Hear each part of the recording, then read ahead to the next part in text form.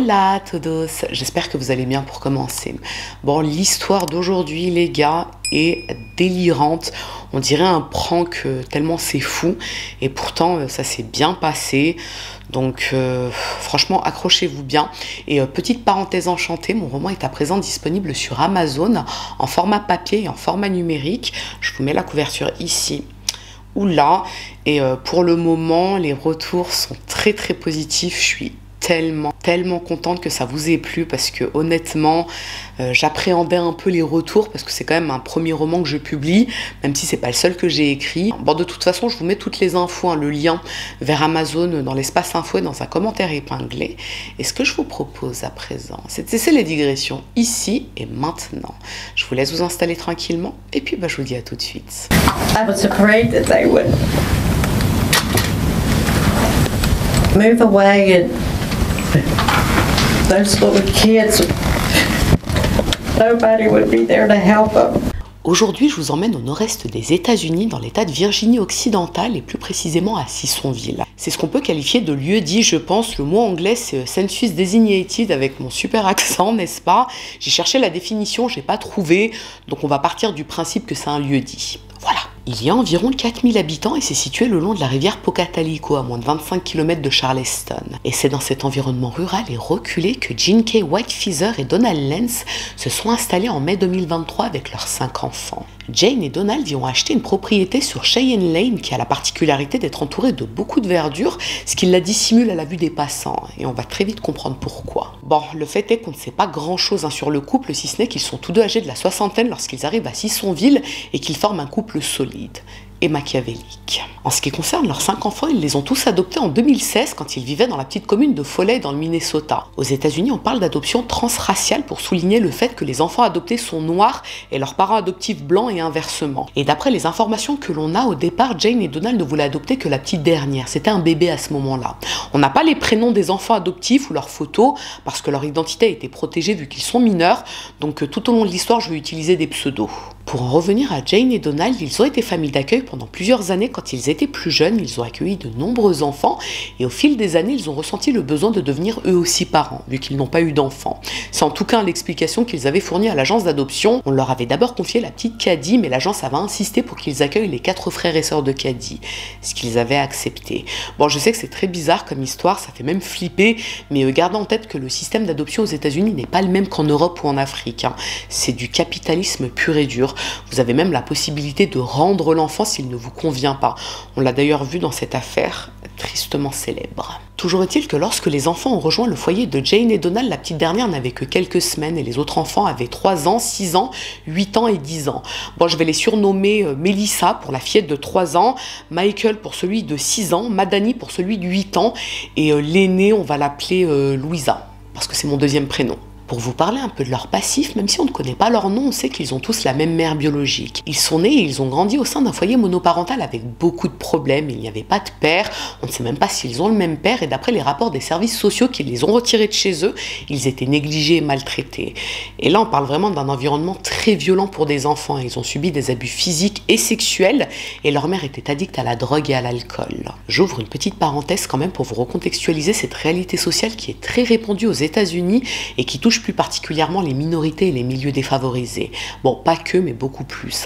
Dans les quartiers pauvres, les trafics de drogue sévissent avec forcément des gangs qui sont souvent armés et qui font leur loi sur ce qu'ils considèrent comme leur territoire. Les habitants de ces quartiers sont souvent pris en otage. Les familles vivent non seulement avec la terreur, mais elles craignent également de voir leurs enfants tomber dans des activités illégales. Et le deuxième problème, mais qui est forcément lié, c'est la crise des opioïdes dont je vous ai déjà parlé dans cette vidéo. Les médias américains alertent régulièrement sur cette crise et sur les ravages causés par les opiacés comme le fentanyl, qu'on surnomme également Apache ou Dance Fever. Et je pense qu'on a tous déjà vu ces vidéos de drogués aux États-Unis. On dirait des zombies et ça touche littéralement tout le pays, ça ravage des quartiers entiers. Et c'est bien sûr arrivé en Europe à présent. Et je peux vous le confirmer puisque quand je travaillais en région parisienne, il m'arrivait parfois de croiser ce type de zombies dans la rue. Bon, ça c'était pour le contexte familial des enfants. Quand ils ont été adoptés, ils avaient déjà vécu pas mal de traumatismes. Donc quand ce gentil couple de fermiers les adopte ensemble, ils sont rassurés. C'est l'espoir d'une nouvelle vie meilleure. Et les toutes premières années de leur adoption, tout se passe relativement bien. Bon, à ce moment-là, les enfants étaient encore jeunes, donc c'était plus simple pour eux de s'adapter. Et tandis que la fratrie s'adapte progressivement à son nouvel environnement familial, Jane et Donald apprennent à connaître leurs enfants. Ils vivent dans une grande ferme et c'est objectivement un bel environnement pour des enfants qui ont vécu autant de traumatismes. C'est vrai qu'il y a beaucoup de travail à la ferme, c'est plutôt contraignant physiquement, mais c'est la nature et il y a des animaux. Quoi de mieux pour créer des liens? Cela dit, parmi les enfants, celui qui a un peu plus de mal à s'intégrer, c'est le cadet, Madani. Il semble avoir gardé davantage de séquelles de l'enfance traumatisante qu'ils ont vécue et il est en plus atteint de troubles du spectre de l'alcoolisation fœtale puisque sa mère buvait quand elle était enceinte de lui. Les symptômes de l'alcoolisation fœtale se caractérisent par le fait d'être impulsif, d'avoir des problèmes de concentration, d'être facilement distrait ou encore d'avoir des problèmes de mémoire. C'est très pesant aussi bien pour l'enfant que pour les parents forcément et ça demande beaucoup de vigilance. D'ailleurs, Jane et Donald décident assez rapidement de le faire suivre par des praticiens spécialisés parce qu'ils sont complètement dépassés. Ils ont la soixantaine, un élevage d'une centaine d'animaux environ et à côté de ça, ils doivent s'occuper de 4 autres enfants. On pourrait se dire à première vue que c'est très courageux de leur part, n'est-ce pas? D'autant que même si les 2 plus grands vont à l'école, Jane fait l'instruction à domicile pour les plus petits. C'est une femme capable, comme on dit. Méfiez-vous des apparences. 2 ans après, donc en 2018, la famille quitte le Minnesota pour s'installer dans un ranch de 32 hectares à Tonasket, une petite commune de 1000 habitants dans l'état de Washington. Ça fait beaucoup de changements ça pour des enfants qui sont déjà en perte de repères, mais il faut croire que Jane et Donald ont besoin d'une propriété plus vaste, davantage isolée surtout, et si possible sans voisins. Et ce ranch remplit parfaitement ces conditions. C'est vaste, c'est isolé, et il n'y a pas de voisinage direct. Et c'est précisément à ce moment-là que les choses vont changer pour les enfants. Tout d'abord pour Madani, sa situation ne connaît aucune amélioration malgré les traitements qu'il suit. Sa relation avec ses parents est de plus en plus tendue. Et à ça s'ajoute la période de Covid à partir de fin 2019. Avec le confinement, Jane assure désormais l'instruction à la maison pour tous les enfants. Ils ne sont plus scolarisés et à présent ils vivent dans un coin totalement isolé, à la merci de leurs parents. Le 1er novembre 2020, les services de police sont alertés par l'hôpital local de Tonasket. Un enfant de 12 ans vient d'y être admis et il semble en état de choc. Les agents de police se rendent sur place et ils y trouvent le fils cadet de Jane et Donald, Madani. Il leur dit qu'il ne veut pas retourner chez ses parents adoptifs. Il n'est pas très explicite, mais il ne veut pas y retourner. La police appelle Jane et Donald qui viennent sur place et qui expliquent aux agents que leur fils a échappé à leur vigilance et qu'il a atteint d'un retard mental. Et comme il a arrêté de prendre son traitement, il se conduit de façon erratique et imprévisible. Forcément. Et la police remet Madani à ses parents adoptifs qui le ramènent à la ferme.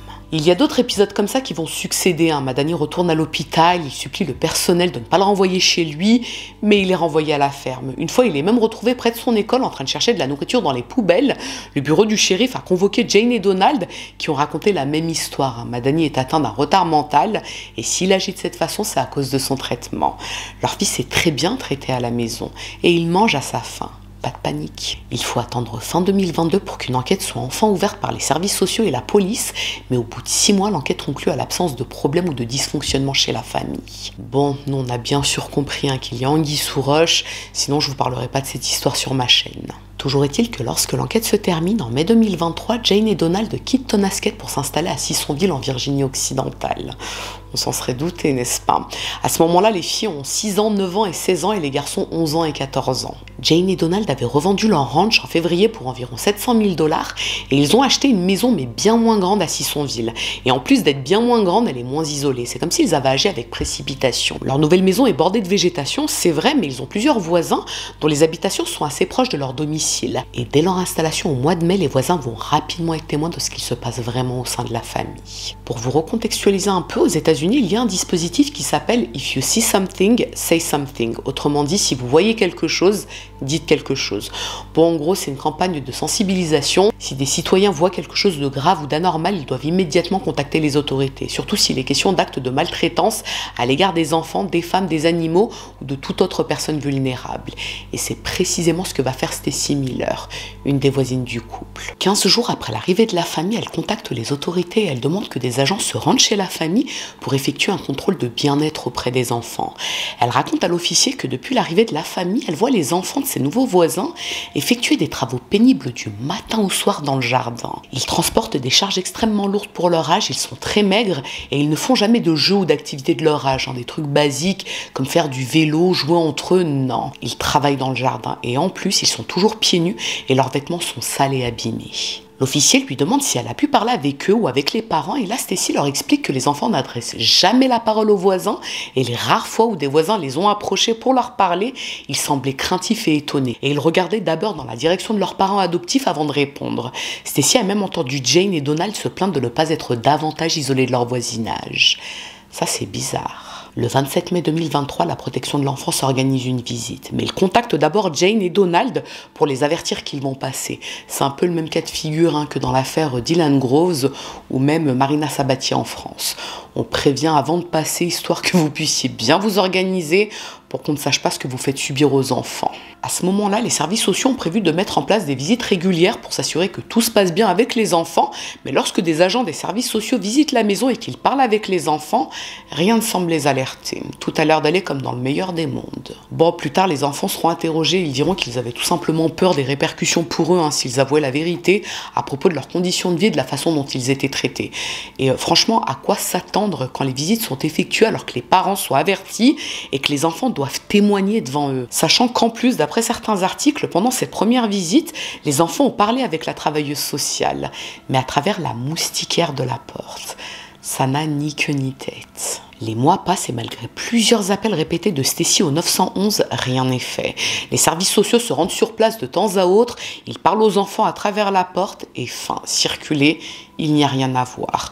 Et pendant ce temps, les voisins continuent d'être témoins de ce qu'il se passe. Les enfants travaillent du matin au soir dans le jardin, pieds nus, vêtements déchirés, ils coupent du bois, ils s'occupent des animaux. C'est délirant les gars. Au mois de septembre, Stacy rappelle pour la énième fois le 911 et cette fois, elle est encore plus insistante. C'est pas normal ce qu'il se passe. Elle a l'impression d'être chez les confédérés au 19e siècle. Et là, les autorités lui rétorquent qu'il faut des preuves solides de ce qu'elle avance pour qu'une enquête soit ouverte. On ne peut pas se baser que sur son témoignage. Il faudrait par exemple des enregistrements vidéo pour qu'il puisse intervenir. À ce moment-là, Stacy est de plus en plus inquiète. Depuis quelques jours, elle voit Jane et Donald transporter des meubles de leur maison dans leur véhicule, comme s'ils avaient l'intention de déménager encore une fois. Elle pense qu'ils ont compris qu'ils sont surveillés par leurs voisins et maintenant ils veulent fuir pour échapper aux autorités. Et on apprendra plus tard que Jane et Donald avaient effectivement acheté une nouvelle maison plus grande et plus isolée à Beckley en Virginie occidentale. Mais heureusement, quelques jours après l'appel désespéré de Stacy, une autre femme intervient. Ça se passe le 2 octobre. Candice Hilbert n'est pas une voisine directe de Jane et Donald, mais elle travaille comme aide-soignante à domicile à proximité de leur domicile. Elle passe 3 fois par semaine devant chez eux pour se rendre chez ses patients et elle a elle aussi eu l'occasion de voir les enfants dans le jardin travailler comme des esclaves. Littéralement les gars.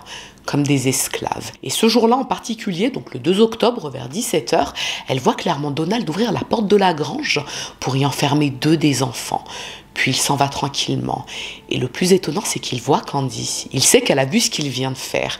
Mais au lieu de chercher à s'expliquer ou d'être gêné, il la toise du regard et il la nargue. Du style, tu vas faire quoi? Eh ben écoutez, ça c'est mal connaître Candice, parce que là il vient de la challenger. Donc elle appelle directement les autorités et elle leur demande de venir le plus rapidement possible. 2 enfants viennent d'être enfermés à clé dans une grange par leur père. Les agents de police se rendent aussitôt sur place, mais lorsqu'ils arrivent devant la maison, il n'y a personne. Ils frappent à la porte, pas de réponse. Ils se rendent devant la dépendance, vous savez la grange là dont leur a parlé Candice. Là encore, ils demandent s'il y a quelqu'un à l'intérieur.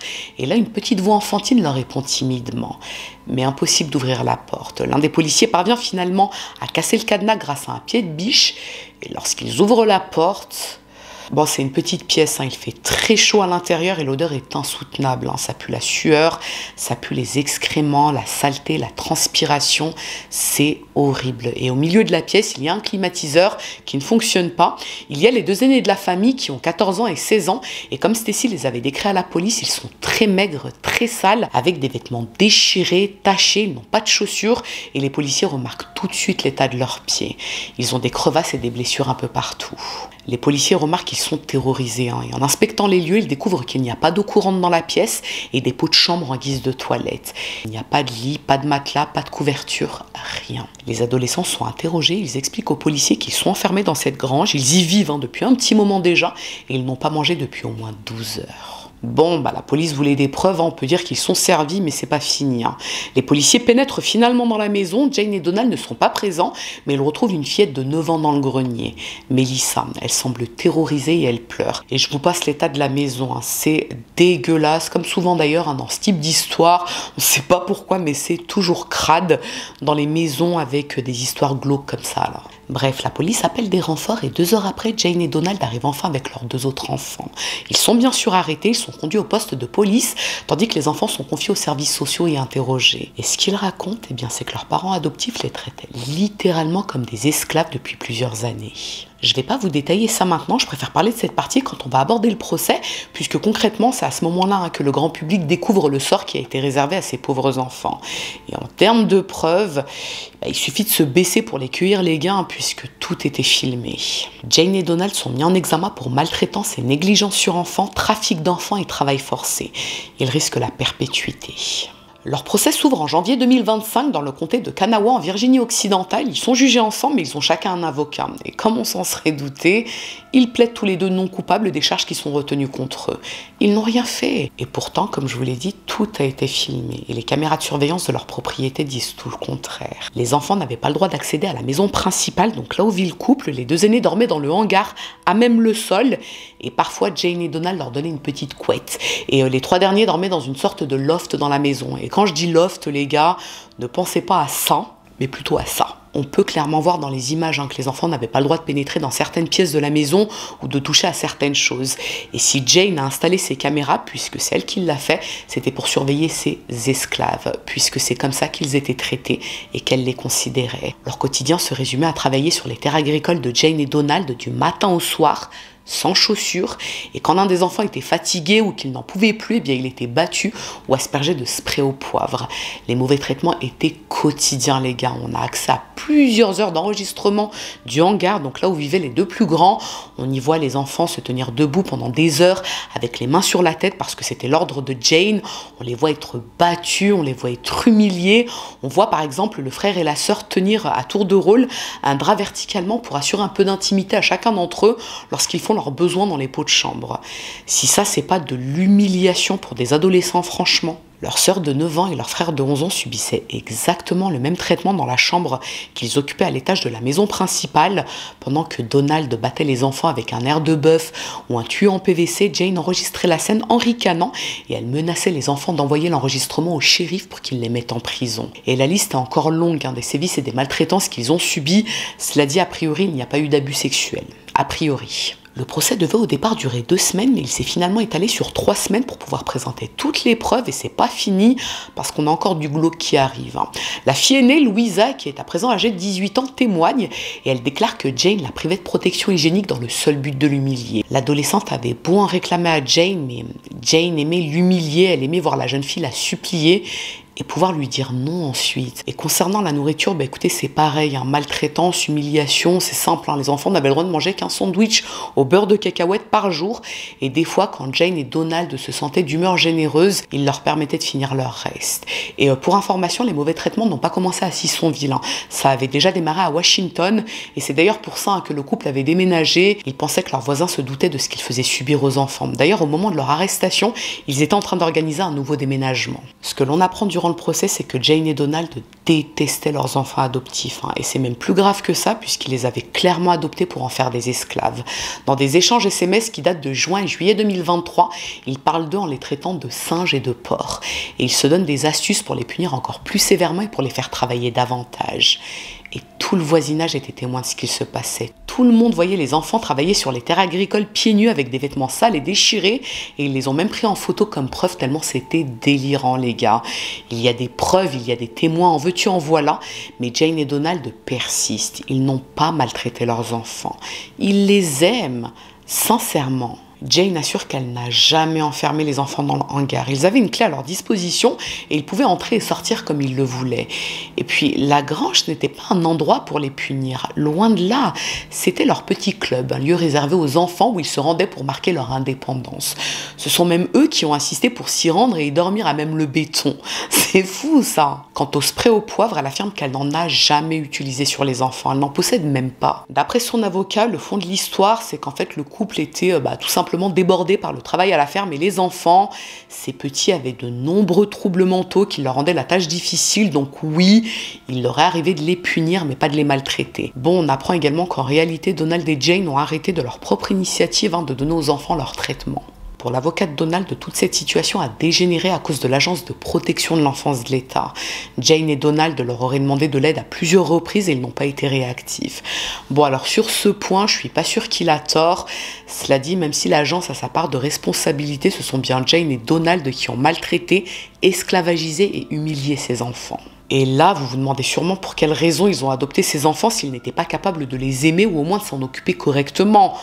Ok, ils voulaient les utiliser comme esclaves. Ok, ils ont un pet au casque. Mais ça peut pas se résumer à ça, non?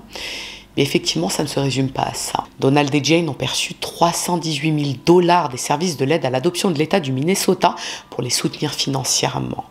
300 000 $ en plus de 5 esclaves qui travaillent du matin au soir sur leur terre agricole.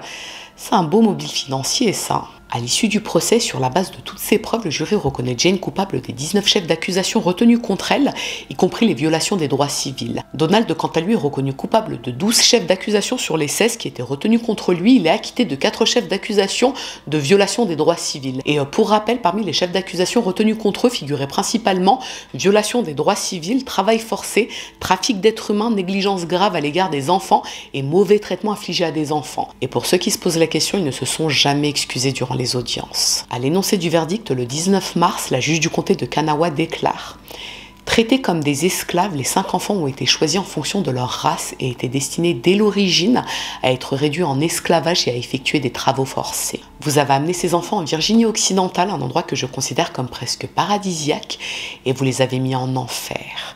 Que Dieu ait pitié de vos âmes, car ce tribunal ne le fera pas. » Jane et Donald sont respectivement condamnés à 215 ans et 160 ans d'incarcération et ils devront reverser 280 000 $ à chacun de leurs enfants. Et étrangement, c'est à ce moment précis qu'ils s'excusent enfin. Jane déclare « Je tiens simplement à ce que le tribunal sache que j'ai commis des erreurs. J'en suis profondément désolée. J'aime mes enfants et je n'ai jamais, au grand jamais, fait quoi que ce soit à mes enfants pour leur faire du mal intentionnellement. » Bien sûr. Avec le jeu des remises de peine, Donald Lentz, 62 ans, serait éventuellement éligible à une libération conditionnelle à partir de 2061 et Jane White Feather, 63 ans, à partir de 2074.